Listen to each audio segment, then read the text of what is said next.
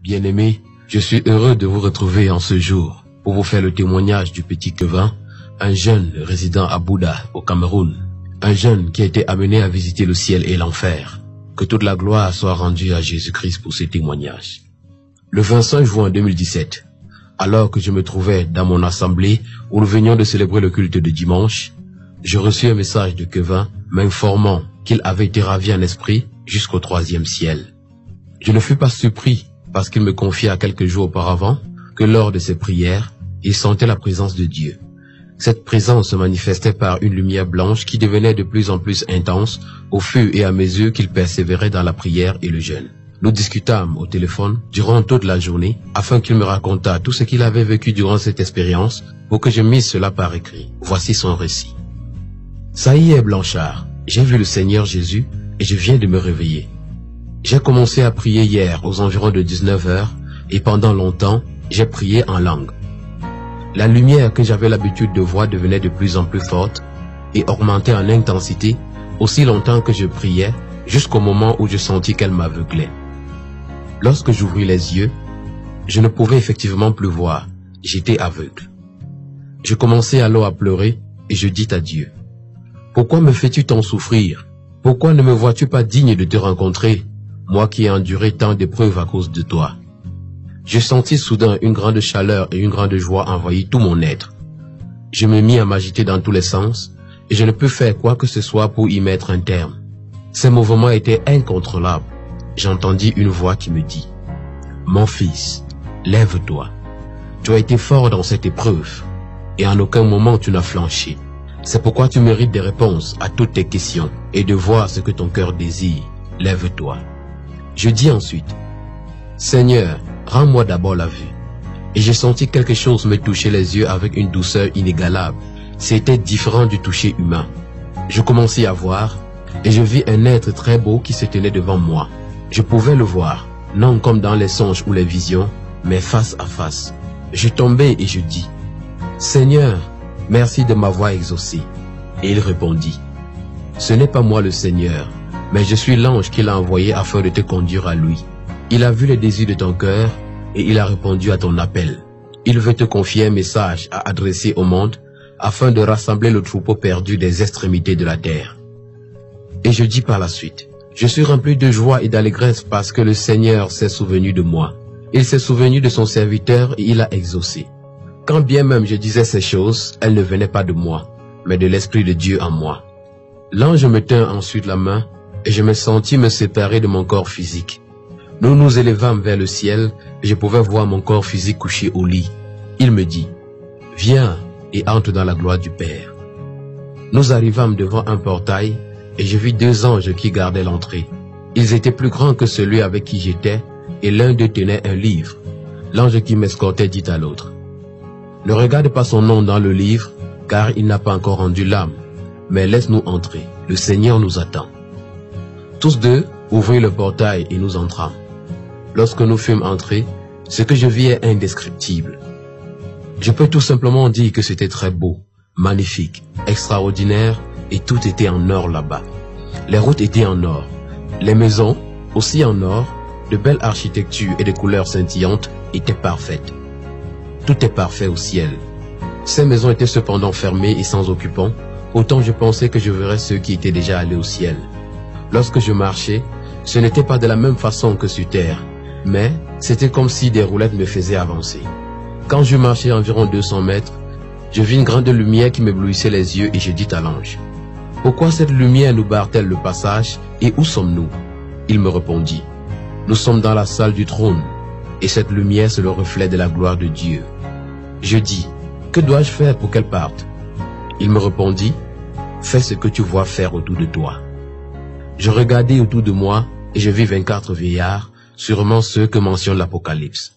Je vis aussi, couchés, des personnes qui portaient de grandes robes d'un blanc étincelant et une ceinture d'or autour de la taille.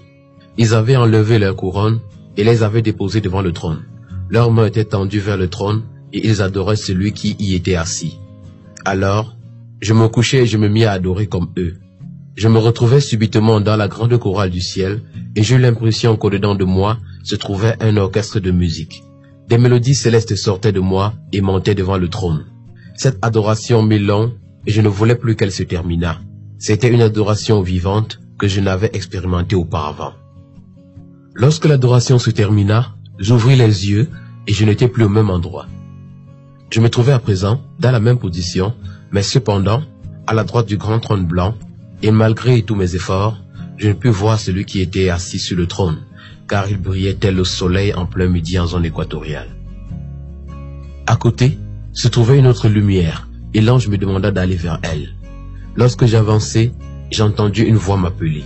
« Kevin, Kevin !»« Oui, Seigneur, dis-je. » Et la voix reprit. « Je suis le Seigneur Jésus-Christ que tu as demandé. Retourne-toi et regarde. » Je vis le Seigneur placé devant moi, plus vivant que dans mes visions, et je tombai à ses pieds en disant, « Merci Seigneur, car ma foi en toi est plus grande que jamais. Relève-toi et laisse-moi te montrer quelque chose, me dit-il, avant d'ajouter. Sais-tu pourquoi je t'ai montré les maisons qui sont ici? Je répondis, non Seigneur. Puis il reprit, toutes les maisons dans lesquelles les olives vont habiter sont déjà terminées. Je te l'ai montré afin que tu ailles leur dire que ma deuxième venue est plus imminente que jamais et mon église n'est pas encore prête. Je ne sais le jour où je reviendrai et personne ici ne le sait, sauf le Père que tu as vu assis sur le trône. Va leur dire de se préparer car si la trompette venait à sonner maintenant, seulement un petit pourcentage serait sauvé. Lorsqu'il eut dit cela, nous allâmes vers une sorte de cuve remplie d'eau et nous pouvions y voir une église dans laquelle se trouvaient de nombreux fidèles qui chantaient et louaient le Seigneur. Puis le Seigneur me dit, « Ceux que tu vois là ne me cherchent pas. Ils viennent dans cette église parce qu'ils cherchent ce que je donne et je leur donne ce qu'ils me demandent. Mais beaucoup d'entre eux ne me connaissent pas. Faites attention. Je suis un Dieu généreux et je donne à tout le monde sans distinction. Je donne aussi aux païens. Je fais lever mon soleil sur les justes et les injustes. Si vous aimez ces choses que je donne, c'est de l'idolâtrie. Vous devez n'aimer que moi et moi seul. Beaucoup d'enfants de Dieu dans le monde ont appris à aimer ces choses et c'est la raison pour laquelle peu d'entre eux seront sauvés et ma colère sur leur berger qui est responsable d'eux sera grande. Je dis, Seigneur, que demande-t-il? Et le Seigneur répondit, que vois-tu que les hommes désirent? Je repris, l'argent, le mariage, les enfants, les maisons, les voitures, les promotions sociales, le travail, le bonheur. Il me dit, tu as vu juste. Leur cœur est rempli de ces choses. Ils ont beau me chanter des louanges et m'adresser des complaintes. Moi, je suis loin d'eux. Ils m'honorent des lèvres, mais leur cœur est loin de moi. C'est leur berger qui leur enseigne à me repousser. Mais prenez garde à vous, vous qui accomplissez des miracles, vous qui prophétisez au milieu de mon peuple et qui leur fermez l'accès au royaume. Si vous ne vous repentez pas de vos actes, je vous ferai périr par l'épée qui est dans ma bouche et je vous jetterai dans les ténèbres du dehors où il y aura des pleurs et des grincements de dents. Je fus très confus et je me dis à moi-même, comment le Seigneur peut-il parler au-dedans d'une église sans être avec l'église? Et le Seigneur sut que j'étais confus et il me dit, ne sois pas confus, Kevin. Même s'ils font toutes ces choses, je n'ai point de part avec eux et je ne les connais pas. Regarde ce que Paul dit lorsqu'il exerçait son ministère. Il dit, je crains qu'après avoir prêché aux autres, moi-même je ne sois retenu. Bien qu'il prophétisait, il faisait de grands miracles. Le Seigneur ajouta, n'est-il pas écrit dans la Bible qu'au dernier jour, beaucoup me diront, nous avons prophétisé en ton nom, nous avons fait des miracles en ton nom, nous avons chassé les démons en ton nom. Moi je leur dirai, retirez-vous de moi, vous qui commettez l'iniquité. Ils font toutes ces choses et oublient l'essentiel. Ils ont laissé le chemin resserré qui mène à moi et ont choisi le large chemin qui mène à la perdition. Et le Seigneur me dit aussi, même l'église dans laquelle tu es périra. Je dis au Seigneur, comment est-ce possible? Et le Seigneur me répondit, regarde les gens de ton église et dis-moi ce que tu remarques. Du haut du ciel, je vous vis Blanchard, toi et les autres, en train de prier et de chanter, et je dis au Seigneur, Seigneur, je ne vois rien d'anormal, mis à part le fait qu'il t'adore. Et le Seigneur reprit, regarde encore et sois attentif. C'est alors que je vis les pensées de plusieurs personnes qui se trouvaient à l'assemblée. Leurs pensées étaient ailleurs, et ce qu'ils désiraient c'était avoir la guérison, renverser l'autel de Jézabel dans leur maison, dans leur famille, dans leur vie, dans leur mariage. N'est-il pas juste de combattre les démons? Pourquoi les en veux-tu? Demandai-je au Seigneur. Mais il me répondit en ces termes. Ils veulent détruire l'autel de Jézabel pour améliorer leur vie, leur mariage, leur famille, leur maison.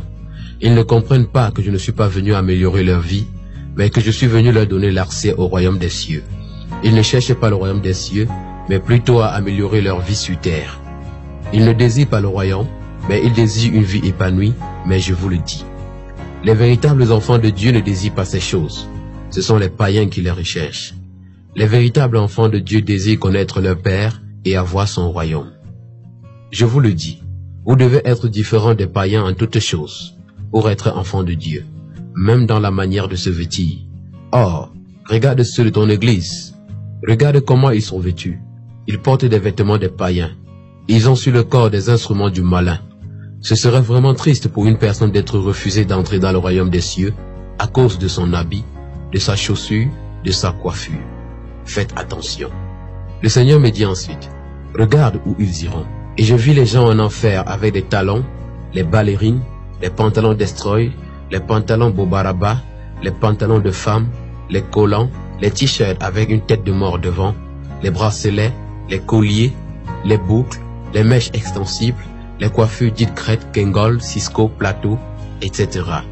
Le Seigneur me dit, sais-tu d'où toutes ces choses proviennent? Je répondis, non Seigneur. Et il répliqua, toutes ces choses proviennent du malin, et il les utilise pour séduire mon peuple. N'est-il pas écrit dans la Bible, les femmes ne doivent pas porter les vêtements d'hommes? Pourquoi ignorez-vous cette parole? Pourquoi vous occupez-vous de votre corps qui va retourner à la poussière, et négligez-vous votre âme qui périra pour toujours en enfer? Votre âme n'est-elle pas plus importante que votre corps? Beaucoup d'entre vous, en ces temps de la fin, ont l'intelligence voilée. Priez afin d'avoir le discernement. Aujourd'hui, mes serviteurs, au lieu de prêcher ces choses pour sauver les âmes, prêchent ce que les hommes aiment entendre. Je te le dis, ils auront leur récompense. Si vous prêchez ce que j'ai demandé, beaucoup quitteront vos églises et s'en iront. Mais aujourd'hui, vos églises sont remplies de païens. À quoi sert-il de gagner le monde et de perdre son âme?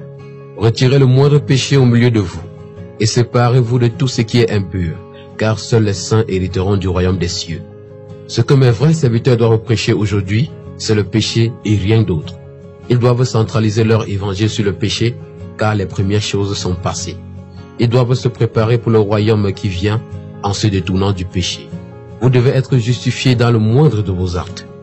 Le Père m'a envoyé dans le monde pour donner la vie au monde et annoncer le royaume des cieux, et j'ai aussi envoyé mes serviteurs faire l'œuvre que le Père m'a confiée. Mais, aujourd'hui, ils ne continuent plus mon œuvre. Je sais qu'ils peuvent encore changer. C'est pourquoi je t'envoie vers eux. Va leur donner mes avertissements. Dis-leur que tout est déjà prêt et que je viens déjà. Le Seigneur me dit encore, viens que je te montre autre chose. Le Seigneur dit, tout ce qui est extravagant est mal à porter. Le Seigneur ajouta, toute église qui n'a pas pour mission d'aller au ciel est une église païenne. Toute église qui ne prêche pas le royaume des cieux, qui ne se prépare pas à mon retour, est une église païenne. Sachez donc à présent dans quelle église vous êtes. Vous devez être saints, afin de refléter votre Père qui est saint. Vous devez être saints parmi les hommes, me dit-il. Le Seigneur ajouta encore, débarrassez-vous de l'idolâtrie de vos cœurs. Je suis un Dieu jaloux. S'il y a quelque chose qui dispute la place avec moi dans votre cœur, je serai le premier à partir. Je ne veux pas 90% de votre amour, ni même 99%. Mais je veux tout votre amour et toute votre affection. Beaucoup de chrétiens ne seront pas sauvés à cause de l'idolâtrie des cœurs. Le Seigneur me montra ensuite 5 serviteurs qui priaient et chantaient dans une église. Le premier dit, je déclare par le feu que tout esprit de pauvreté qui bloque mes affaires soit consumé au nom de Jésus. Le second priait ainsi, que tout autel de Jézabel qui a été placé dans mon foyer pour bloquer l'enfantement soit consumé par le feu au nom de Jésus. Le troisième disait ceci, je plonge toutes mes affaires, ma famille, mes enfants, ma santé dans le sang de Jésus, et que tout esprit démoniaque qui a pris place dans n'importe quel secteur que je viens de citer soit consumé par le feu au nom de Jésus. Le quatrième dit, je déclare que les plans diaboliques tissés par Satan, placés contre moi dans toutes choses que je vais entreprendre, soient détruits au nom de Jésus. Voici la prière du 5e. Seigneur, donne-moi la richesse et détruis tout esprit de pauvreté dans mon travail, parce que l'or et l'argent t'appartiennent, et parce que, Seigneur, lorsque je donne mon offrande, Je donne toujours plus que je n'en ai. Et je paye